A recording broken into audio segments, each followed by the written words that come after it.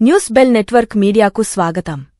శ్రీకాకుళం జిల్లా ఇచ్చాపురం నియోజకవర్గం నూతనంగా వెలువడిన విశాఖపట్నం రైల్వే జోన్ కింద పలాస వరకు మాత్రమే ఉందని, ఇచ్చాపురం రైల్వే స్టేషన్ను కూడా చేర్చాలని ఇచ్చాపురం రైల్వే సాధన కమిటీ కన్వీనర్ కొండ శంకర్ రెడ్డి కోరారు.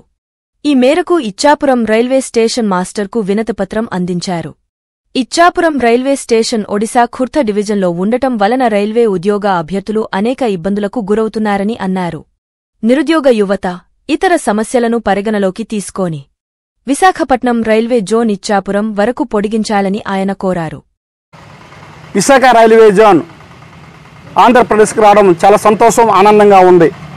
అట్ ద సేమ్ టైం ఎంత ఆనందంగా ఉందో అంత బాధ కూడా అనిపిస్తుంది మాకు.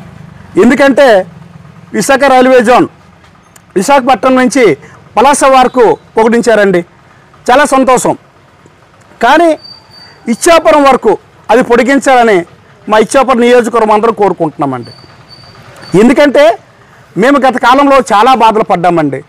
ఎలాగంటే మన ఖుర్ద డివిజన్లో ఆంధ్రులకి ఎన్ని అవమానాలు జరిగాయో అందరికీ తెలిసిన విషయమే. వాళ్ళు ఒడిశా వాళ్ళు ఆంధ్రులు అంటే వివక్ష చూపిస్తున్నారు. ఎన్నో ఇంటర్వ్యూలు మన కుర్రాలు వెళ్తే వాళ్ళకి కొట్టడం, తిట్టడం, వాళ్ళు ఉన్నటువంటి బయోడేటా కాగితాలు పేపర్స్ అన్నీ చంపడం అనేది జరిగిందండి.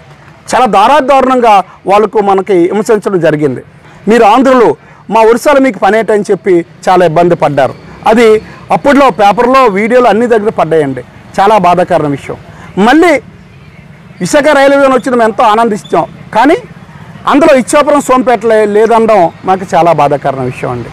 దయచేసి విశాఖ రైల్వే జోన్ అనేది ఇచ్చాపురం వరకు కొనసాగించాలని మేము